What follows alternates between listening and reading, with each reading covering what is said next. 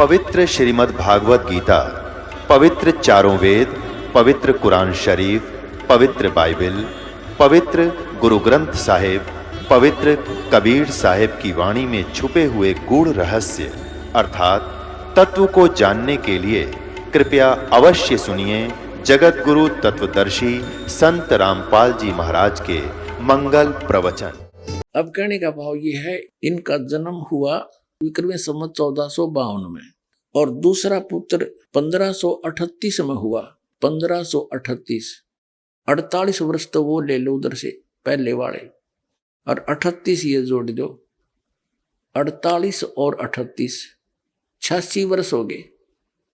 86 वर्ष की उम्र हो गई थी जब धर्मदास जी की उस समय परमात्मा ने कहा कि तू चिंता ना करे, मैंने तेरे को 42 पीढ़ी दे दी, तेरा वंश रहेगा, वंश 42 रहे, तेरा अंश रे।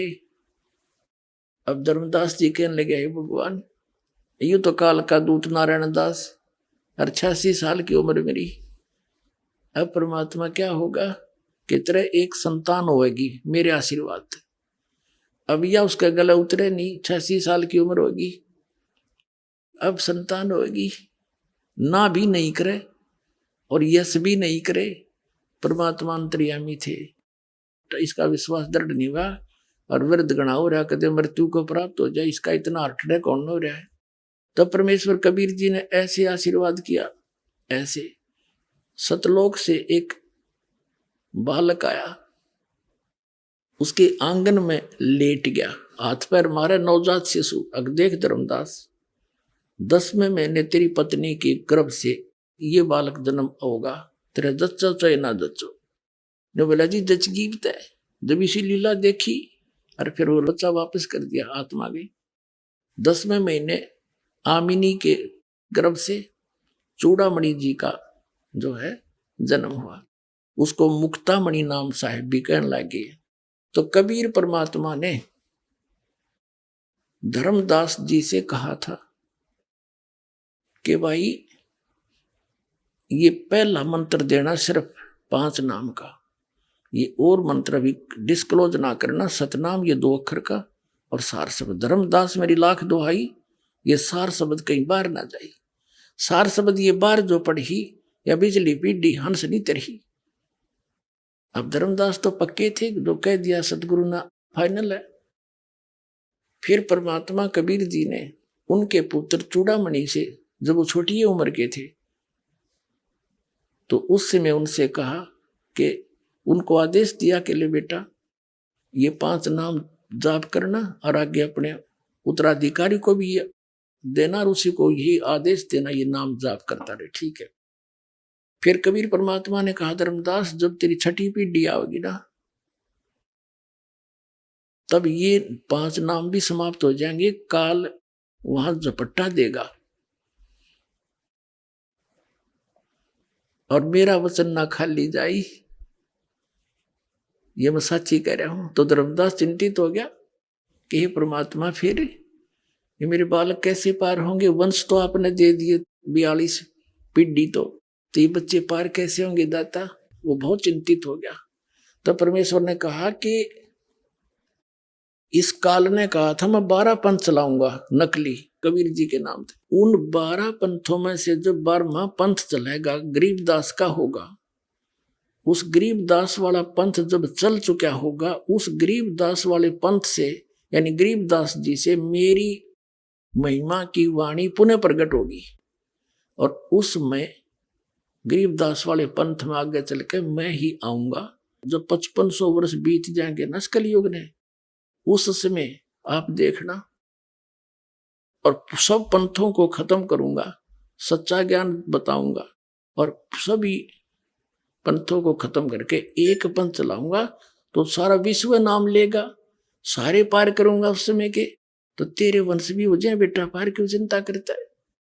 तब धर्मदास का दिल डटया, ने बोला हे भगवान, आज तो ऐसे नेक आदमी हैं और अभी ना मान रहे आपकी बात ने। आप तो कह रहे हो कि आगे तो घोर कलयुग आएगा, तब कैसी बात बनेगी? तो परमात्मा ने कहा, या चिंता छोड़ दे, ये मेरा काम है और जो मैं आज बोल रहा हूं ना, यह बात है, ये उसमें साची होगी कि पूरा संसार मेरी शरण में होगा और मेरा ही ज्ञान पूरे विश्व में रह जाएगा। सारे बच्चे मुझे पहचानेंगे और मोक्ष प्राप्त करेंगे जो नाम ले लेंगे सतनाम। तो जब सच्चा होगा, जब कलयुग 5500 वर्ष बीत जाएगा, तब तक तो ये निराधार दिखाई देगा। अब वर्तमान में कबीर पंथ का जो फैलाव है सबसे ज्यादा इन दामा खेड़ा वाले गद्दी से है। इन कहते 30,000 तक महंत बना रखे हैं और वो आगे नाम देते हैं और फिर वो साल में 2-3 ये प्रोग्राम करते हैं दामा खेड़ाले। वो सभी महंत आके और उनका पूजा चढ़ाते हैं। इन्हें तो रजवाड़े बना रखे हैं। जैसे एक सेंटर का राजा होता था, आगे छोटे छोटे राजा छोड़ दिए होते थे और वो फिर सारे उसको टैक्स दिया करते थे। ये वो सांग जोड़े न के लेना देना किसी के मोक्ष से कख नहीं पता इन दामा खेड़ा वालों का। अब दिखाता हूँ थोड़ी सी झलक इन दामा खेड़ा वालों का क्या ज्ञान था, ये कैसा भगवान को जाना है मन। अपने आत्माओं, आपका सौभाग्य है। अब इस परमात्मा के पाने वाले काम को और इस सारे कार्यों को वही करेगा जो इससे परिचित हो जाएगा। जैसे हम छोटे छोटे थे, वैसे वर्तमान में भी ऐसा ही है, लेकिन पहले और ज्यादा कठिन काम था। इस दास का जन्म किसान परिवार में हुआ और किसान जैसे दिसंबर और जनवरी का महीना और ये हरियाणा और पंजाब का क्षेत्र शीत लहर चले हैं और ऊपर से छोटी मोटी बूंदों का भी जुगाड़ हो जाए कई बार। तो किसान जब गेहूं बीज देता है, रात्रि के समय नहर के पानी से उसके सिंचाई का नंबर फिक्स होता है। इतने बज के इतने मिनट पे आपको जल मिलेगा सिंचाई के लिए और उस स्थान से आपने लेना पड़ेगा, वहां से काटना पड़ेगा, फिर अपने खेत में ले जाना पड़ेगा।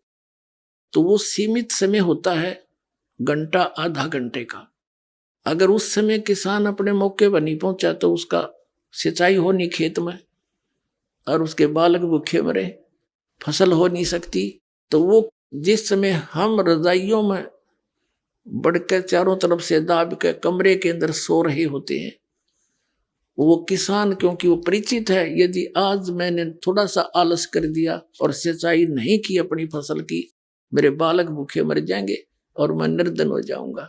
तो वो परिचित है उस प्रोसेस से, वो तुरंत उठकर चल देता है, चाहे नमूनिया हो और चाहे कोई सांप काटे, कुछ भी हो, वो उस काम न करके छोड़ेगा और सफल हो जाता है। और वहां जाके कंबल को भी उतार के रख देता है, जब पानी में बढ़ के कस्सी से मिट्टी डालता अपने खेतों में पानी लगाने के लिए।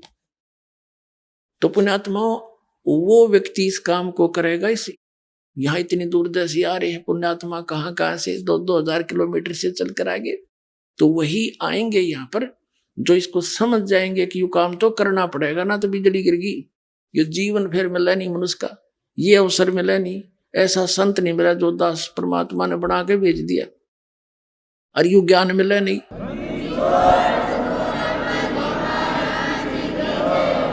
तो फिर इस मनुष्य शरीर ने के चाटांगे हम, ईसा एक गदारी साहब मनुष्य जिसने भक्ति नहीं करी, फिर वो सारा दिन लद्दा अंडाइयो, फिर अपने माया जोड़ने में लद्दा फिरता है। तो इस ज्ञान से जो ऐसे परिचित होगा वो आओगा सिर दड़की बाजी लाके और वो सफल होगा।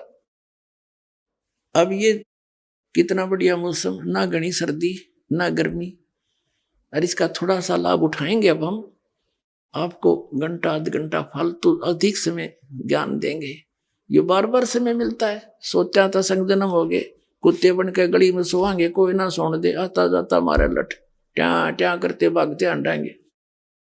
तो इस घड़ी इस ऐश्वर्य ने छोड़ के अब हमने थोड़ी मेहनत करनी पड़ेगी, और घनी भी नहीं, क्योंकि ज्ञान समझ में आया फिर तो भक्ति तो बहुत आसान है।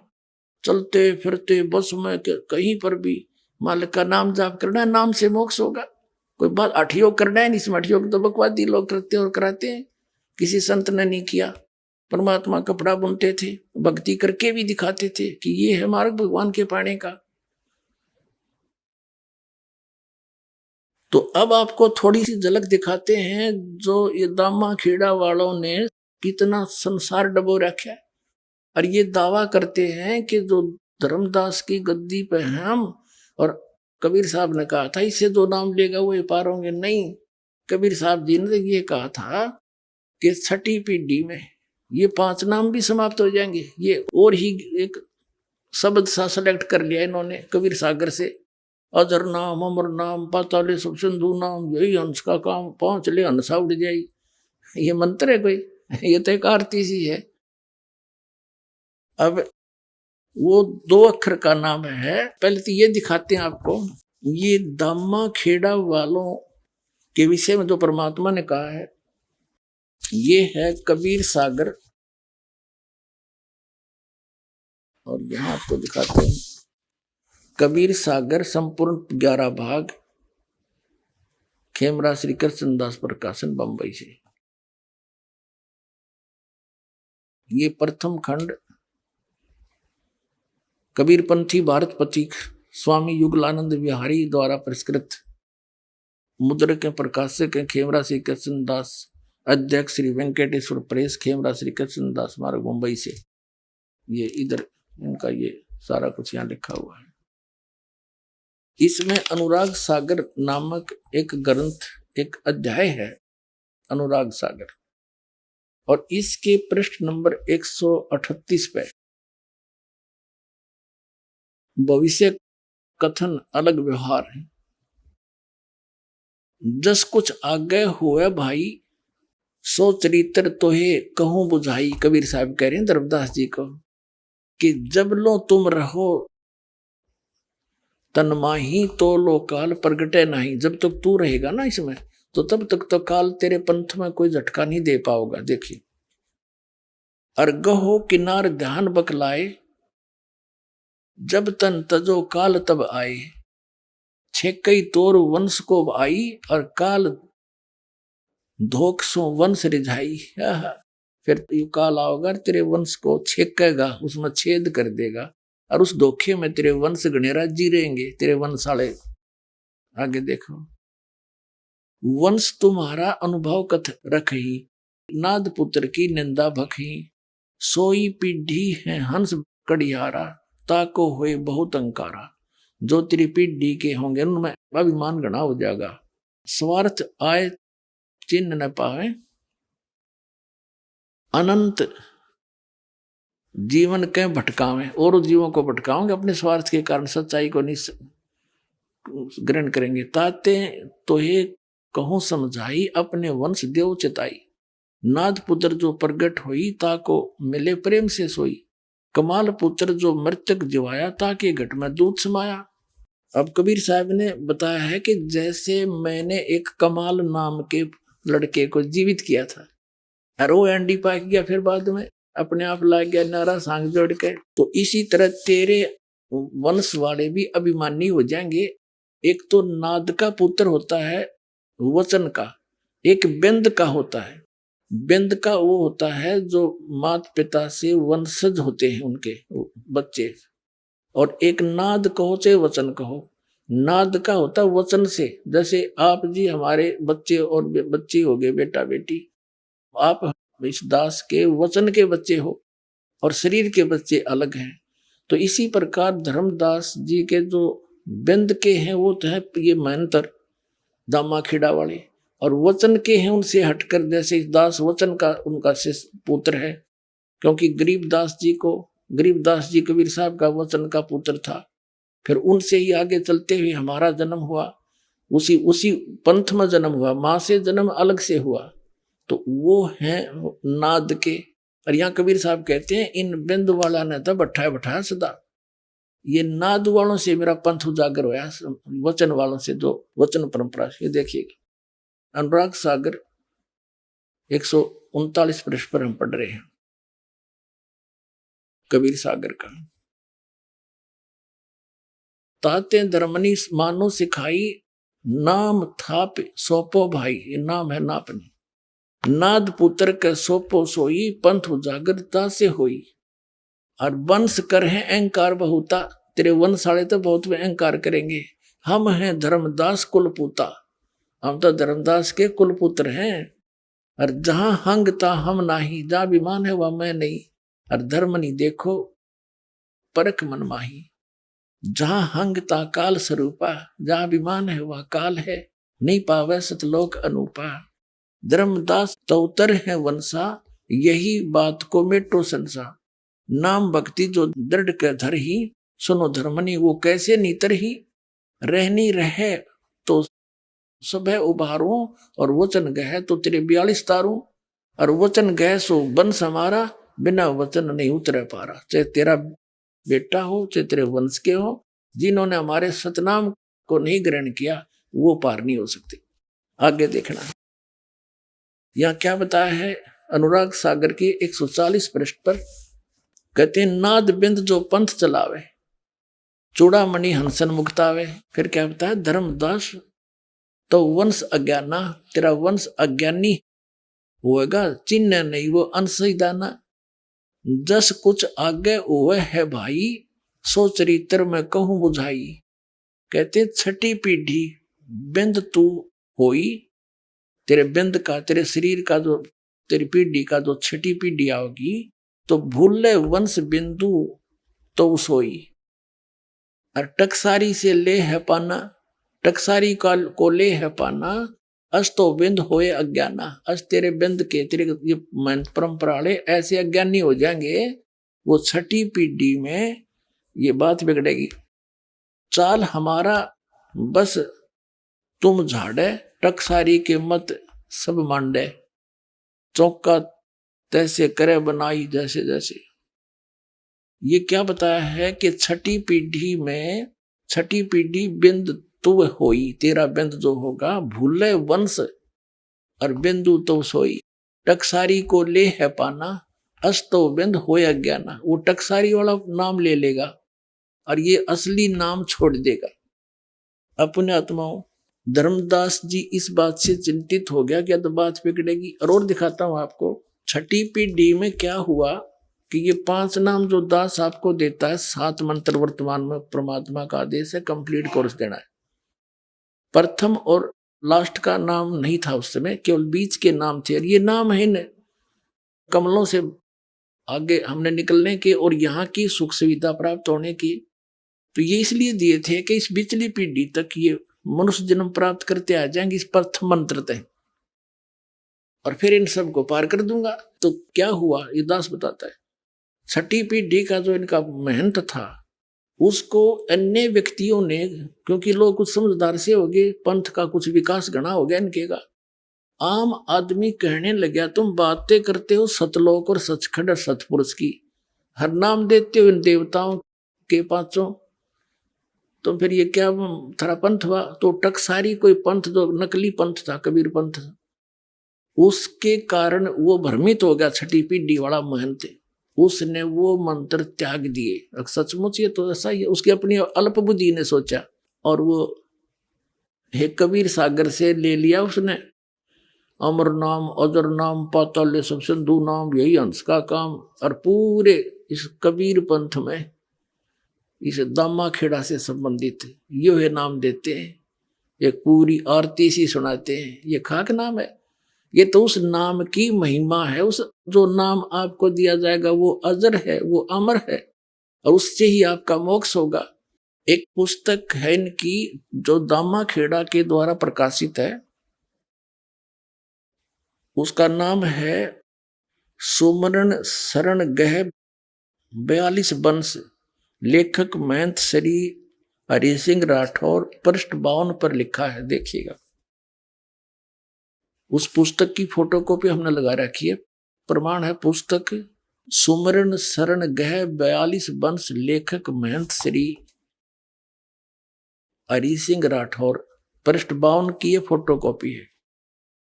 ये आप पहले लिख रहे हैं दामा खिडाले इस सारी वाणी को, और देखिए वाणी, सुन धर्मनी जो वंश नसाई, जिनकी कथा कहूं समझाई। ये 93 नंबर तो 2 है। काल चपेटा देवे आई, मम सिर नहीं दोष कुछ बाई, ये 94 नंबर साखी है। और शपथ यानी 7वां और 11वां और 13 यानी 13वां अंसा, शपथ एकादश 13 अंसा और 17 ये 4 वंशा। इनको काल छलेगा भाई, मिथ्या वचन ना हमरा जाई, कबीर साहब कह रहे। जब जब वंश हानि हो जाई, शाखा वंश करे गुरुआई। 10,000 शाखा हुई, पुरुष अंश वो ही कहलाई। वंश भेद यही है सारा, मूड जीव पावन ही पारा। और भटकत फिरे हैं दौरे ही दौरा, वंश 42 गए के ठोरा। अब सब अपनी बुद्धि के भाई, और अंश वंश सब तेरे जावन साई। इन्हें आप पे लिख रखा है, अपनी एक पुस्तक बना रखी है इन्होंने, जो दामा खेड़ा से मिलती है, उसके इस पृष्ठ पे ऐसा लिखा है। आगे फिर क्या बताया है? पुस्तक है, पुस्तक धनी धर्मदास जीवन दर्शन। देखिए इस पुस्तक की फोटो कॉपी है ये, 14वीं महंत गद्दी का परिचय। पुस्तक धनी धर्मदास जीवन दर्शन एवं वंश परिचय, पृष्ठ 49 पर लिखा है कि 13वें महंत दया नाम के बाद कबीर पंथ में उथल पुथल मची, काल का चक्कर चलने लगा। क्योंकि इस परंपरा में कोई पुत्र नहीं था, तब तक व्यवस्था बनाए रखने के लिए महंत काशीदास जी को चादर दिया गया। कुछ समय पश्चात काशीदास ने स्वयं को कबीर पंथ का आचार्य घोषित कर दिया तथा खरसिया में अलग गद्दी की स्थापना कर दी। यह देख तीनों माताएं रोने लगी कि काल का चक्कर चलने लगा। बाद में कबीर पंथ के हित में 2.5 वर्ष के बालक चतुर्बुद्ध साहिब को बड़ी माता साहिब ने गद्दी सौंप दी, जो गर्दमनी नाम साहिब के नाम से प्रसिद्ध हुए। अब सुन लेना, इनके सारे इतिहास दिखा दूंगा आपके सामने, के सांग था यो। अब क्या हुआ, 13वीं पीढ़ी जब आगी, इनका कोई बालक नहीं था, तो फिर क्या हुआ, एक काशीदास नाम के महंत को, भगत को चादर दे दी कि तू इस दामा खेड़ा की गद्दी ने संभाल ले। उनके फिर बाद में हो गया एक बालक। जब वो लड़का 2.5 साल का हो गया और काशीदास ने पता लग गया तेरी गद्दी खिसकेगी, ये बालक हो गया 10 वर्ष के बाद इसने बैठा देंगे 10-15 साल में, वो वहां से आप भाग गया और उसने खरसिया नामक शहर में जाकर अपने आप को आचार्य घोषित कर दिया कबीर पंथ का, कि मैं उस गद्दी ने यहां ठा लिया। उधर से उनने क्या सोचा, 2.5 साल के बालक को और गद्दी पे बैठा दिया। माता ने बेटा बैठा दिया महंत गद्दी पे, और वो बन गया संत। उन्हें कक्का बेरा नहीं, ये न्यू बैठा बैठा रखा है। और वो कौन बना, वो गर्द मुनि नाम साहिब, जो श्री प्रकाश मुनि साहिब के, जो वर्तमान में गद्दी पे बैठा दामा खेड़ा, उसका पूज्य पिताजी। अब उधर खरसिया का थोड़ा इतिहास उड़ा दो। खरसिया से एक उदित नाम साहिब का एक संत ने आकर के काशी के अंदर लहर तारा तालाब, जहां परमात्मा प्रकट हुए थे, वहां आकर अपना न्यारा चमटा गाड़ दिया, वहां डेरा बना दिया। उस उदित नाम साहिब वाली गद्दी पर वर्तमान में एक अर्ध नाम साहिब, पहले विजय शास्त्री नाम था उसका, अब वो अर्ध नाम साहिब वहां गद्दी पर बैठा दिया। और उन का पता नहीं, उनसे प्रश्न करा किसी ने कि सृष्टि रचना सुनाइयो। ने बोले परमात्मा के आदेश से काल ने 3 लोग रच दिए भैया सृष्टि रचना। अरे थारा गजब भैया, या तो ऐसी सृष्टि रचना है जैसे एक लड़का इंटरव्यू देने गया था, इंटरव्यू लेने वाले ने कहा, पूछा भाई महाभारत याद है तेरे? कहा जी उंगलियां पे याद है मेरे। तो 500 पांडवों के नाम बता। उसने बताया जी एक सी भीम, एक सी ओदा वड्डा विरा, एक होर सी, एक उस तो छोटा सी, एक दा नाम में भूल गया। वो बता दिए, वो सुना दी उसने 500 पांडवों के नाम। तो इन ने ऐसी सृष्टि रचना सुना रखी है। और ये कबीर साहब को सदगुरु मानते हैं, परमात्मा को निराकार कहते हैं। ये बैठा बैठा रखा है इन्होंने। कबीर साहब को तो एक सदगुरु मानते हैं, सिर्फ एक संत, और वहां जाकर लीन हो जाते हैं उसमें, जैसे समुद्र में बूंद मिल जाती है। अब गर्द मुनि नाम साहिब के थोड़े से वचन दिखा दूं आपने, आपका विश्वास हो जाएगा सचमुच इन सब ने बैठा बैठा रखा है। ये देखिएगा, एक ये पुस्तक है सदगुरु कबीर की जीवन धारा, लेखक हैं पंत श्री गिरद मुनि नाम साहेब, आचार्य कबीर पंथ। प्रकाशक है सदगुरु कबीर धर्मदास वंशावली प्रतिनिधि सभा, कबीर धर्मनगर दामाखेड़ा जिला राय। ये पहले मध्य प्रदेश था, उसमें से छत्तीसगढ़ बन गया ये।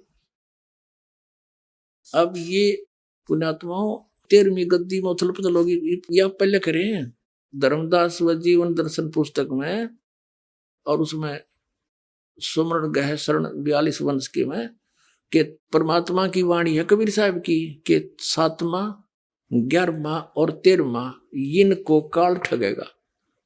जब 7वां ठग लिया आगे खाक रहेगा इनके पास। जब उड़द बिगड़ ली सारी कहानी, रही खीन ने बिगाड़ दिया काम, फिर बाकी क्या नहीं। अब इसमें दिखाता हूं आपको इस पुस्तक में। ये है श्री गिरद मुनि नाम साहेब, देखिएगा। ये है सदगुरु कबीर साहब की जीवन धारा नामक पुस्तक है, और इसके लेखक हैं पंत श्री गिरद मुनि नाम साहेब, आचार्य कबीर पंथ। प्रकाशक सदगुरु कबीर धर्मदास वंशावली प्रतिनिधि। ये आपको दिखाई दिया। ये इनका स्वरूप है गिरद मुनि नाम साहब, जो 2.5 साल का बच्चा गद्दी पर बैठाया था, वो है ये। अब इस पुस्तक के आपको 5 पृष्ठ पे दिखाते हैं, 4-5 पे। ये देखिएगा, ये 4 पृष्ठ है।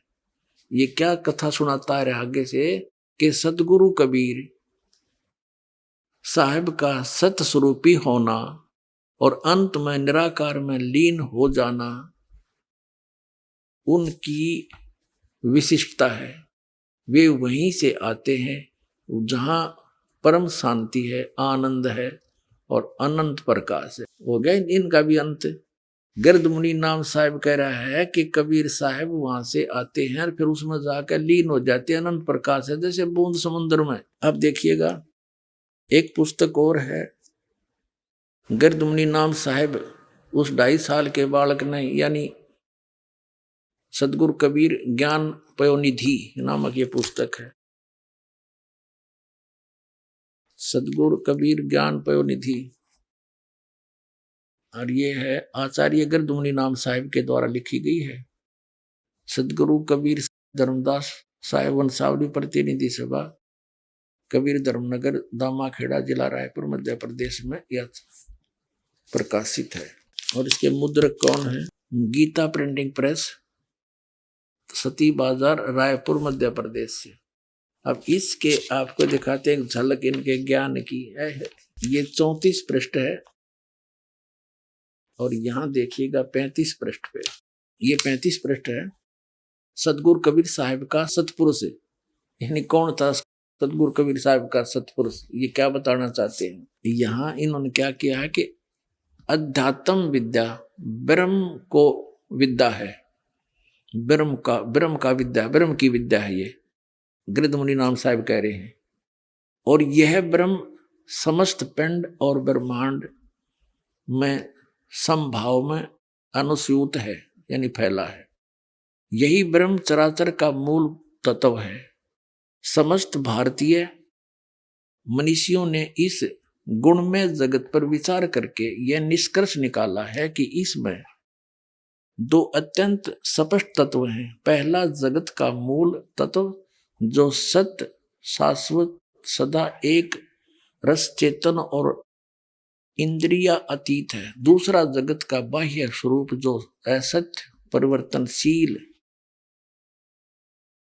ये 36 पृष्ठ पे नाशवान, जड़ और इंद्रियों के विषय हैं।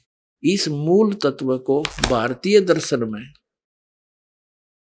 ब्रह्म के नाम से घोषित किया गया, और इसी परम तत्व को सतगुरु कबीर साहब ने सतपुरुष के नाम से संबोधित किया है।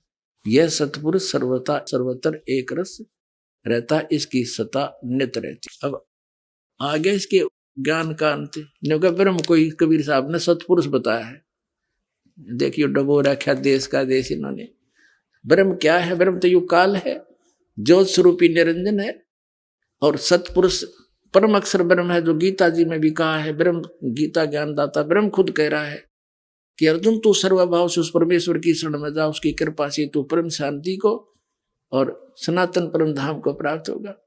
अरे ये नो कबीर साहब तो उसमें जाकर लीन हो जाते हैं फिर चेतन प्रकाश में। और फिर कबीर साहब ने ब्रह्म को ही सतपुरुष बताया। ये इनके गिरद मुनि नाम साहब, यानी वर्तमान में जो प्रकाश मुनि नाम साहब उनके गुरुजी हैं और उस पिताजी हैं उनके वर्तमान वाले के। ये पिताजी जिनका यू ज्ञान है तो बेटे का क्या ज्ञान होगा, वही ज्ञान जो का तो इसका है। इसके सत्संग सुने, उसके प्रवचन पर रखे उसने, नो का नो वही एज इट इज उसने सारा वर्णन कर रखा है। तो बट्ठा बैठा दिया न पूरे मानव समाज का। अब इसी पुस्तक के सदगुरु कबीर ज्ञान पयोनिधि के 185 पृष्ठ पर दिखाते हैं आपको इनकी अकल। ये 184 है, पुस्तक वही है। और यहाँ देखिएगा, यहाँ पर ये है सदगुरु कबीर साहब का व्यक्तित्व, किसे थे वह, कौन थे। सत्य तो यह है कि सतगुरु शासन व्यक्ति प्रधान ही नहीं है, वह तो विचार प्रधान है। पार्थिव कलेवर धारण के निर्मित से सदगुरु कबीर साहब एक मानव मात्र हैं, किंतु सत्य स्वरूपी होने के नाते वे केवल विश्व अनुभूति स्वरूप ही है। यही उनके जीवन का लोकोत्तर स्वरूप है। कबीर साहब एक मानव मात्र है, ठीक है। अपने आत्माओं, ये आपके समक्ष हो गया कि इन दामा खेड़ा वालों का के ज्ञान है। इनके जो वर्तमान में महंत है उसके पूज्य गुरुदेव और पूज्य पिताजी ये क्या बताते हैं, ब्रह्म को सतपुरुष बताते हैं। कबीर साहब ने ये बताया। कबीर साहब उस परमात्मा में जाकर लीन हो जाते हैं। और परमात्मा कैसे है, धर्मदास जी ने सतलोक देखा, वापस आकर बताया कि वो परमात्मा मनुष्य दृश्य है जो काशी में स्वयं आए हुए थे। कबीर नाम थे, दुल्हा नाम से खुद सतपुरुष है। आपके रूबरू इस कबीर सागर में सुबह किया था। तो पुण्यात्माओं, इन्होंने खाकसा ना परमात्मा को। अब जो नामदास आपको देता है और जिससे मोक्ष होना है, जो धर्मदास जी को प्राप्त हुआ था, वो इन्होंने इस मूल संध्या पाठ में ये डेली पढ़ रहे हैं। जिन पुण्यात्माओं को दास से ये तीनों मंत्र प्राप्त हैं, सतनाम 2 अक्षर का, इसमें एक ओम है, एक गुप्त है, और एक तीसरा सार नाम, सार शब्द आदि नाम से कहते हैं, वो प्राप्त है। वो इसमें आसानी से पढ़ते ही समझ जाएंगे कहाँ कहाँ है। लेकिन आप जो नए भक्त आए हैं उनके लिए एक अलग से प्रमाण सिद्ध होगा कि ये कबीर साहब की वाणी क्या कहती है, धर्मदास जी की वाणी क्या कहती है, के जाप करना चाहिए और करते क्या है। ये देखिए, ये पुस्तक है मूल संध्या पाठ। संरक्षक हैं पंडित श्री 108 हजूर प्रकाश मुनि नाम साहब, जो वर्तमान में गद्दी पर बैठे आचार्य कबीर पंथ। टीकाकार हैं डॉक्टर पार्शनाथ सिंह। प्रकाशक हैं श्री सदगुरु कबीर धर्मदास साहेब वंशावली प्रतिनिधि सभा दामाखेड़ा, जिला रायपुर, छत्तीसगढ़। ये प्रकाशक ये वही है, नो का नो। ये कहाँ से छपी है। मुद्रक हैं Vijay Lakshmi offset 1393, Priyadarshini polytechnic college के पास, न्यू मंडन लेआउट, नागपुर। इतने थे।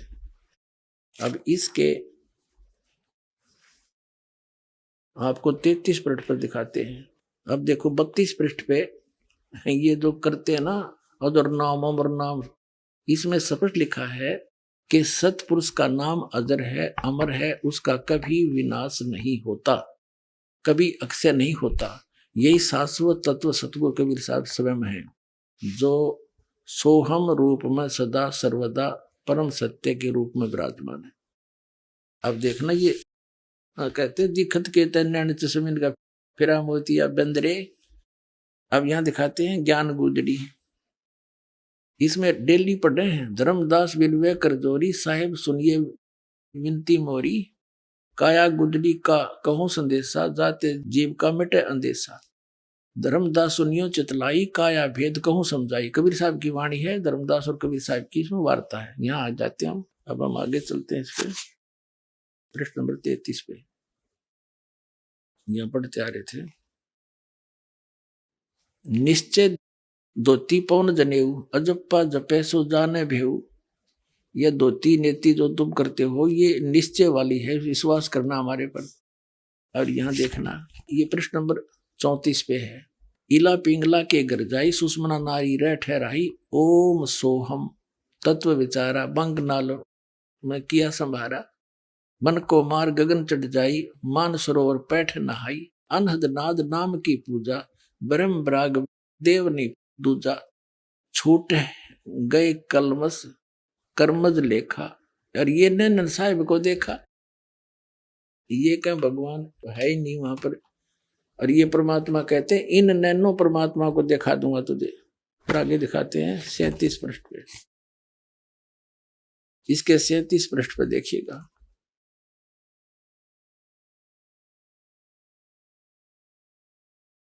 क्या बताते हैं, योगी लोग सुषमना सवर के, ये अनुवाद इनका अपना है, मालिक की वाणी का, ये सही नहीं, के सहारे ओम एवं सोहम तत्व का विचार करके बंक नाल में प्रवेश करते हैं। ये अनुवाद कर रहे हैं उस वाणी का जो दास ने पढ़ कर सुनाई। साधक अपने मन को मारकर सुन शिखर चढ़ जाते हैं तथा सतलोक में मान सरोवर में बैठकर मल मल कर स्नान करते हैं। ऐसे विवेकी संत गगन मंडल में प्रवेश कर अनहद नाद को सुनते हैं और सतनाम की पूजा करते हैं। ये सतनाम में ये 2 अक्षर का है, नन्योना वेरा, सतनाम की पूजा करते हैं। सतनाम का स्मरण करने से मन वचन और शरीर के द्वारा किए गए शुभ अशुभ कर्मों के कारण उत्पन्न विष विकार से मुक्ति मिल जाती है। अब देखो, परमात्मा की उस वाणी का इसने अनुवाद यहाँ किया है, जो इसमें लिखा है कि ये 34 पृष्ठ पर भी आपको पढ़ के सुना से परमात्मा की वाणी है। अष्ट कबल दर चक्कर सूझे, योगी आप से बूझे। इला पिंगला के घर जाई, सुषमना नार रह ठहराई। ओ हम सोम तत्व विचारा, बंग नाल में किया संभारा। और मन को मार गगन चढ़ जाई, मान सरोवर बैठे नहाई। आनंद नाद नाम की पूजा। इसका अनुवाद इन्होंने यहाँ किया है। और ये मंत्र यही सतनाम है, ये केवल सतनाम को ही मंत्र मानते हैं। वो सतनाम इनका कौन सा है, अजर नाम, अमर नाम, पाताल सिंधु नाम, यही हंस का काम, वो इनका सतनाम है। सतनाम ये 2 अक्षर का है। परमात्मा कहा करते हैं, मोती मुक्ता दर सतनाही, ये जग है सब अंदरे। दिखत के तो नैन चश्मे, इनका फेरा मोतिया बंदरे। इनका मोतिया बंद हो रहा था ज्ञान का। अब ये कबीर साहब की वाणी है, ये क्या बता रही है, डेली पाठ करेंगे। ये देखिएगा, ये 27 पृष्ठ है उसी का। ये प्रतिदिन जो करते हैं ना, ये मूल संध्या पाठ की ये पुस्तक जो अभी आपको दिखाई थी, इसके 27 पृष्ठ पर देखना। चेतावनी, सत का शब्द सुन भाई, फकीरी अदल बादशाही। साधु बंदगी दीदार, सहज उतरे सायर पार। सोहम शब्द सो कर प्रीत, अनुभव अखंड घर को जीत। तन में खबर कर भाई के जा में नाम रोशनाई। अब यह है इनके पास कि सोहम नाम। आगे देखो, यहां दिखाते हैं आपको आगे 28 पृष्ठ पे। ये 28 पृष्ठ है मूल संध्या पाठ का। यहां क्या बताया नीचे, सोहम शब्द अजप्पा जाप, जहां कबीर साहिब आप ही आप। और फिर 29 पे पढ़ते हैं डेली, ये जागृत रूपी रहत है सतमत गैर गंभीर। अजर नाम बिन से नहीं सोहम सत कबीर। उनके अनुवाद किया इस पिछली पंक्ति का, इसका इन अनुवाद की साडंगा किया है। हे भाई, सतनाम शब्द का श्रवण करो, श्रवण सुन लो इसको। और फकीरी वह वस्तु है जो बादशाहों पर भी अपना शासन जमाती है। सोहम शब्द का अभ्यास प्रेम पूर्वक करने से निज स्वरूप का अनुभव होता है, निज घर सतलोक की प्राप्ति होती है। इसका अर्थ तो कुछ और है, पर नडंगा चढ़ाए रखे। इस अंतिम पंक्ति का इन्होंने 32 पृष्ठ पर अनुवाद कर रखा है। सतपुरुष का नाम अजर है, अमर है, उसका कभी विनाश नहीं होता, कभी क्षय नहीं होता। ये शाश्वत सतगुरु कबीर साहब स्वयं ही हैं, नाम वो खुद ही है, सोहर रूप में सदा सर्वथा सत्य के रूप में विराजमान। ये लड़ंगा कर दिया उस अनुवाद का, कख नहीं पता इनको। आगे पता लग गया पुण्यात्मा तुम्हें जब इस ज्ञान को समझ लोगे। अब आपको थोड़ी सी झलक दिखाएंगे कि 20 मिनट का सत्संग है, क्योंकि प्रत्येक सत्संग में पुण्यात्मा नए नए आते हैं और ये सब भटकी हुई आत्मा है जो परमात्मा के बच्चे अब ये ठीक ठिकाने आने लग रहे हैं। इन्होंने अभी तक विष फांका है, अब अमृत छकाएगा ये दास, अमृत पिलाएगा ये दास परमात्मा के यथार्थ ज्ञान का। आत्मा युगों युगों से भूखी है, एकदम तृप्त हो जाएगी, ऐसा ज्ञान दिखाऊंगा। सुनिए, जब कबीर परमात्मा ने धर्मदास जी से कहा था कि धर्मदास 5500 वर्ष बीत जाएगा कलयुग, तब मैं आऊंगा और सब पंथों का नाश करके मिटा के एक पंथ चलाऊंगा। उसके लिए देखिएगा कबीर सागर। कबीर सागर संपूर्ण 11 भाग खेमराज श्री कृष्णदास प्रकाशन मुंबई के द्वारा प्रकाशित है। ये संपूर्ण 11 भाग कबीर सागरी, ये उन्हीं का है, कबीर पंथियों का छापा हुआ। कबीर पंथी भारत पथिक स्वामी युगलानंद विहारी द्वारा पुरस्कृत, और ये मुद्रक के प्रकाशक। अब इसमें जब परमात्मा और काल की वार्ता हुई थी, उस समय परमात्मा से काल ने क्या कहा था कि 12 पंथ तेरे नाम तो चलाऊंगा, और इन 12 पंथा में जो नाम लेगा वे मेरे मुख में आन समोई। 12 पंथ करूं मैं साजा और नाम तुम्हारा ले करूं आवाजा, काल ने कहा था कबीर परमेश्वर को। और 12 पंथ करूं मैं साजा, नाम तुम्हारा ले करूं आवाजा, 12 पंथ नाम जो ले ही मेरे मुख में आन समोई। और जाओ जोग जीत संसारा, जीव न माने कहा तुम्हारा, जीव तुम्हारा कहा न माने, हमरी ओढ़ हो बाद बखाने। तब परमात्मा ने कहा था डट जा, आन दे टाइम, तब मैं क्या करूंगा तेरे संग में। क्या बताया है ये देखिएगा। बोध सागर, कबीर सागर के अंदर बोध सागर, और ये सबसम वेद बोध है। इसमें इसके 121 पृष्ठ पे यहां लिखा है, सतयुग त्रेता द्वापर माही, तीनों युग जीव थोड़े जाही। युग निरंजन ने परमात्मा से वचन लिए थे। चौथा युग जब कलयुग आई, तब तो शरण जीव बहु जाई, ऐसा वचन हर बोय दीजे, तब तुम संसार गौन ही कीजे। अब परमात्मा ने कहा था, अरे काल पर पंथ पसारा, तीनों युग जीवन दुख डारा, बिनती तोरी लीन में मानी, मोह को ठगे काल अभिमानी। चौथा युग जब कलयुग आई, तब हम अपनो वंश पठाई, काल फंद छूटे नर लोई, सकल सृष्टि परवानी खोई। घर घर देखो बोध विचारा, सत नाम सब ठोर उचारा। अब फिर के 5505, तब ये वचन होगा साचा, कलयुग बीत जावे जब एता, तो सब जीव परम पुरुष पद चेता। इसका क्या अर्थ है, जब 5505 वर्ष बीत जाएंगे कलयुग के, तब मैं अपना अंश भेजूंगा। अब परमात्मा अपने आप को छुपा कर करे, और कहते हैं फिर पूरा विश्व परमात्मा के उस परम पद से परिचित होगा, उस भक्ति से, और सतनाम का सब जगह उच्चारण होगा। देखिए, चौथा युग जब कलयुग आई, तब हम अपना अंश पठाए, अपना अंश भेजेंगे, और काल पंथ छूटे नरलोई, सकल सृष्टि परवानी कोई, पूरी सृष्टि नाम लेगी। और घर घर देखो बोध विचारा, घर घर परमात्मा की महिमा का विचार होगा, ज्ञान का। और सतनाम सब ठोर उचारा, सब जगह सतनाम का दिया जाएगा, सब जाप क्रिया करेंगे। और 5505 जब ये वचन होगा साचा, कलयुग बीत जाए तब एता, सब जीव परम पुरुष पद चेता, यानी सभी जीव उस परमात्मा के परम पद के परिचित हो जाएंगे। अब पहले आपको दिखाते हैं वो 12 पंथ कौन कौन से हैं, और कौन से पंथ में परमात्मा ने स्वयं आने के लिए कहा है।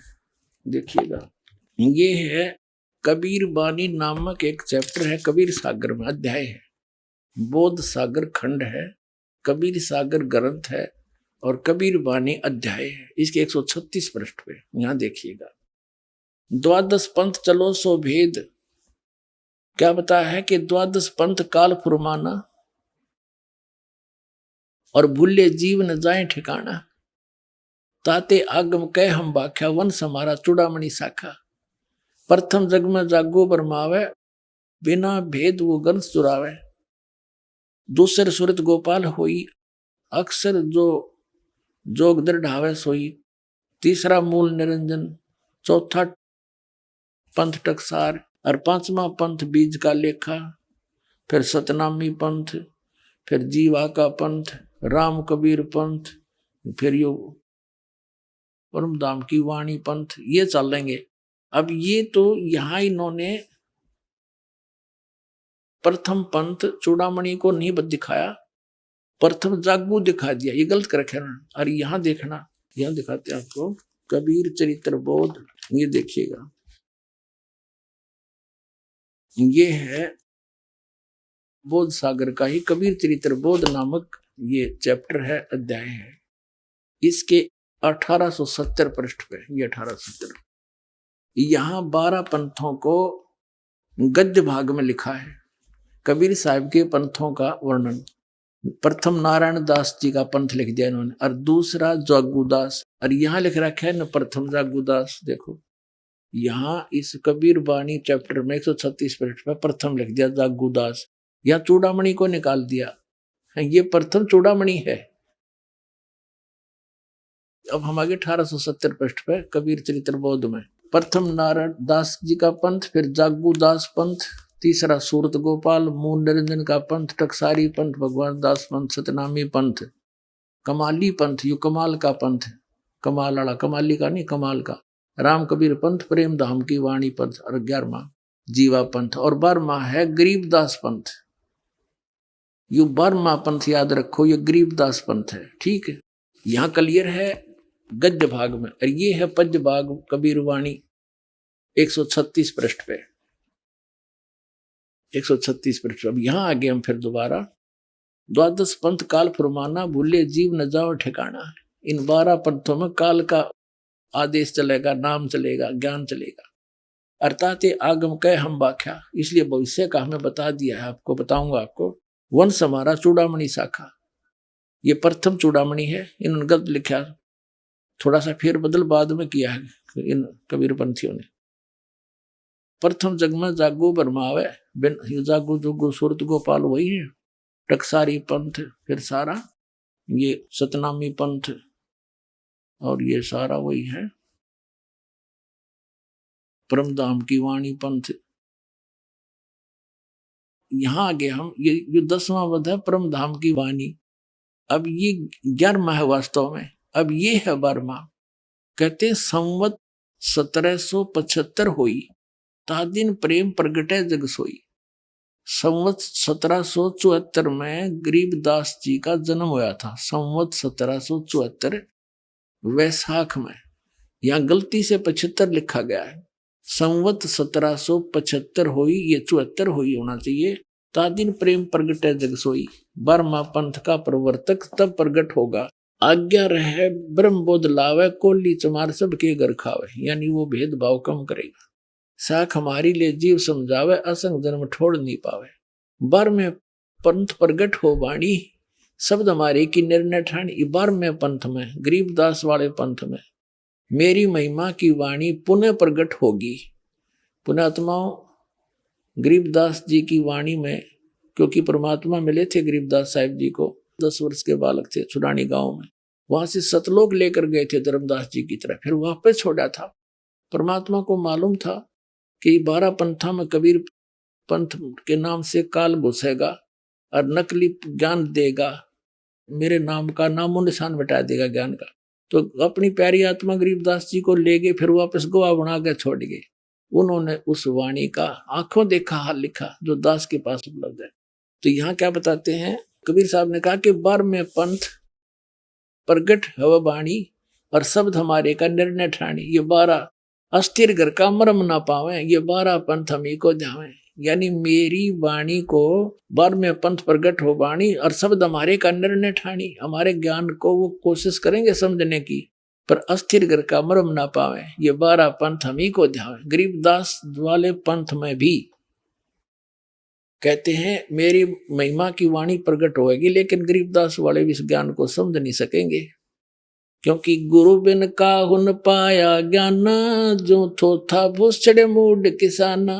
गुरु बिन वेद पढ़े जो प्राणी, समझे न सार रहे अज्ञानी।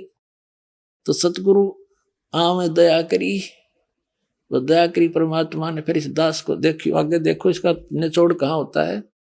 कहते 12वें पंथ प्रगट हो वाणी, शब्द हमारे का निर्णय ठानी। पुण्य वाणी प्रगट होगी मेरी गरीबदास द्वारा, और अस्थिर घर का मरम नहीं पावे, सथाई लोग सतलोक नहीं जा सकते।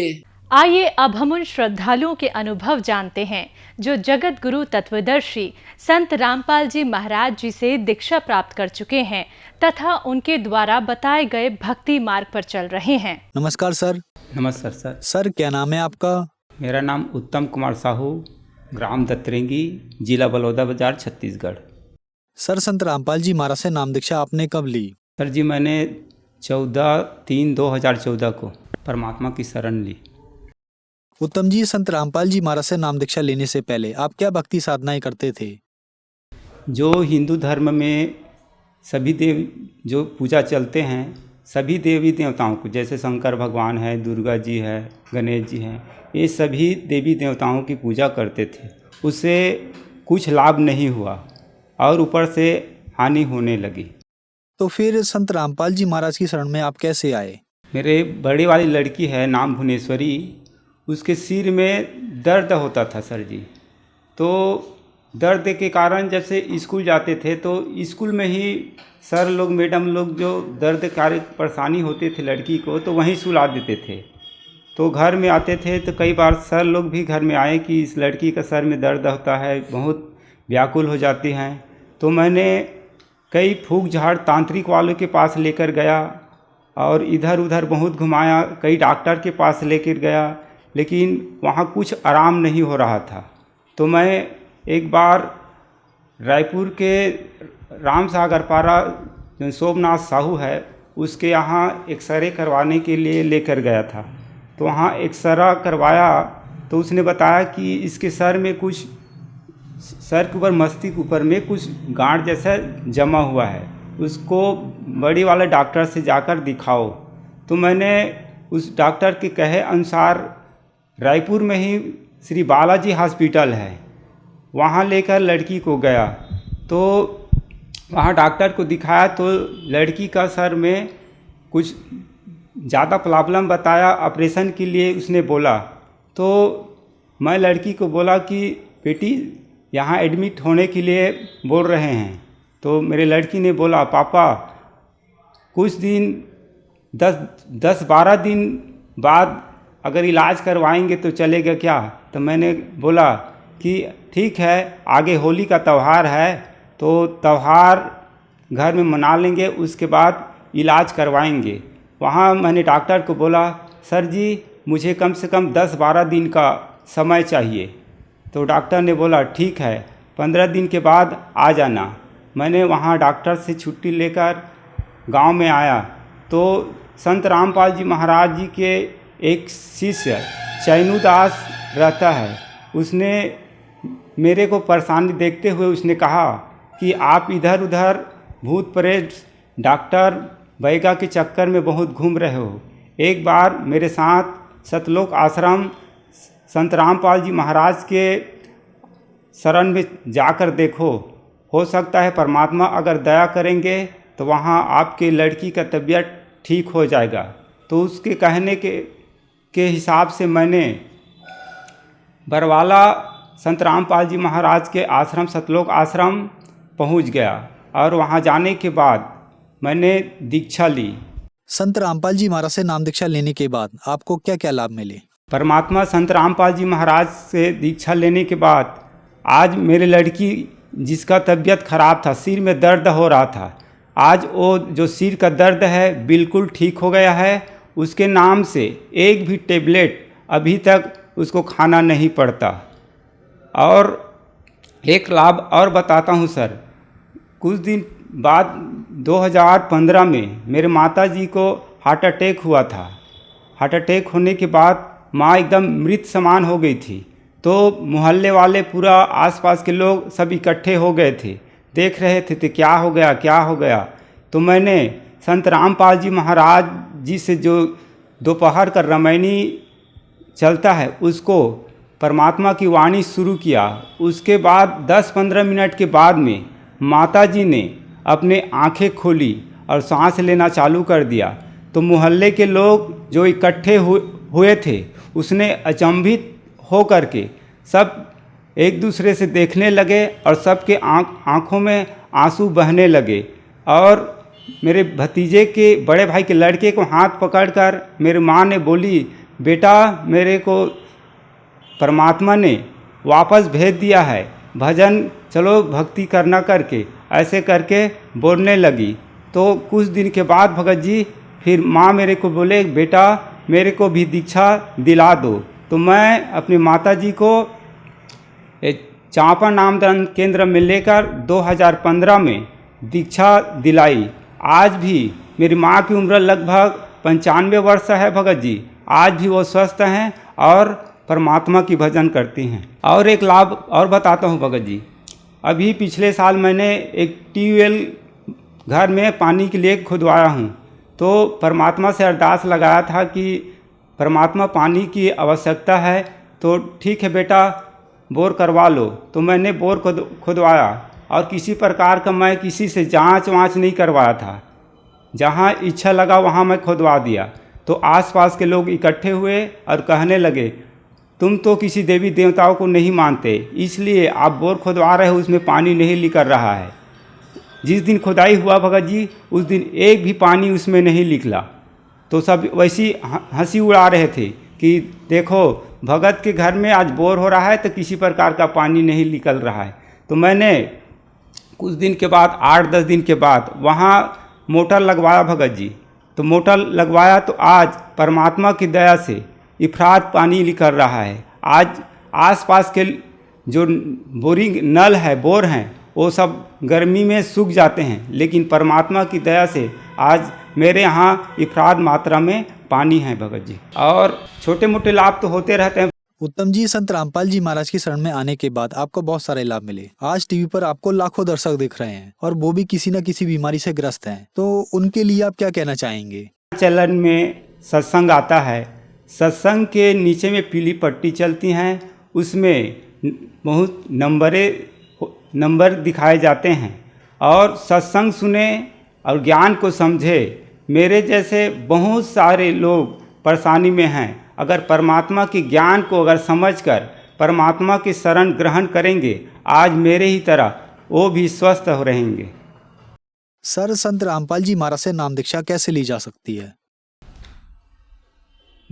सर जी, आज हर डिस्ट्रिक्ट में एक नामदान केंद्र है। आप उस नंबर से, टीवी में जो नंबर दिखाता है उस नंबर में कांटेक्ट करो। आप जिस भी राज्य केंद्र जिला में हो, उस केंद्र के नामदान केंद्र आपको बता दिया जाएगा। धन्यवाद सर। सर साहब।